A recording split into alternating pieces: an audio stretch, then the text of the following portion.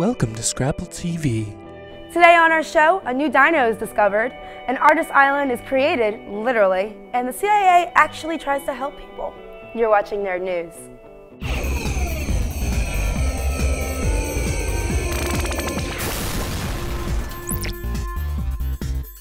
Scientists have announced the discovery of a new species of dinosaur called the Dinosaur statusi.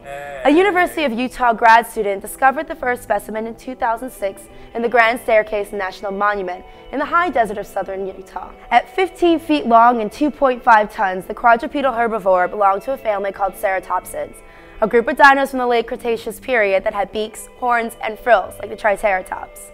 Dinosaur's unusually elongated forward-facing horns likely served as a sign of dominance and, if necessary, weapons in the competition for mates. Aside from its cow horns, Dinosaur is notable for its giant nose. In fact, its name means big nose horn face. The jumbo-sized schnoz of Dinosaur likely had nothing to do with heightened sense of smell, since olfactory receptors occur further back in the head, adjacent to the brain, and the function of this bizarre feature remains uncertain. During the lifetime of Dinosaur, around 76 million years ago, what is now the Grand Staircase National Monument was a subtropical, swampy section of Laramidia, an island continent separate from the eastern part of North America by a seaway. The site is the last great, largely unexplored dinosaur boneyard in the lower 48 states. More than a dozen dinosaurs have been dug up in the area in as many years. Beijing architecture studio MAD has designed an artificial island with art museums set in caves in its three dune-like forms. Set in a reservoir on Pingtin's Island in China's Fujian province, the Pingtin Art Museum will be accessed via a narrow undulating bridge. The building has three concrete mounds, creating cave-like exhibition spaces inside and curved public spaces over the rooftops. Pingtin Island is the largest private museum in Asia. The 40,000 square meter structure will display a collection of over 1,000 Chinese artworks and objects. MAD Architects is a studio that builds futuristic architecture based on contemporary interpretation of the Eastern spirit of nature. Their first project, Absolute Towers, was built in Canada in 2006. The project made Ma Young-sung the first Chinese architect to build abroad and helped to establish his practice.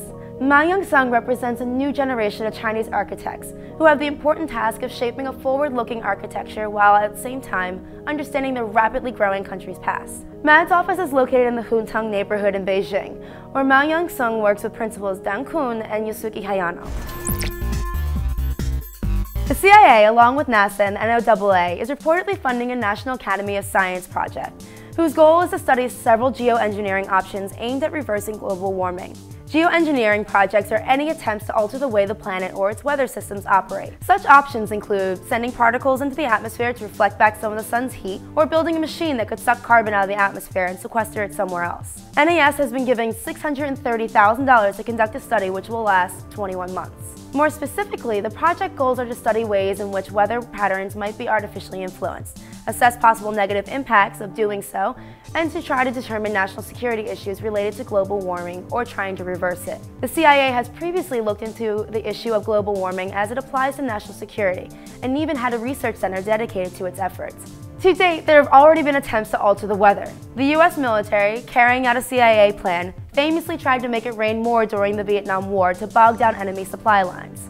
More recently, China tried seeding clouds prior to the Summer Olympics, hoping to cause rain to fall before reaching Beijing. A private company also recently seeded a portion of the ocean off the coast of Canada with the idea of igniting plankton growth that would suck carbon out of the air. Unfortunately, testing whether any such effects have actually worked has proven difficult, if not impossible. I'm Fallon Johnson for Knerd News, and I'm gonna make it rain. Biatches!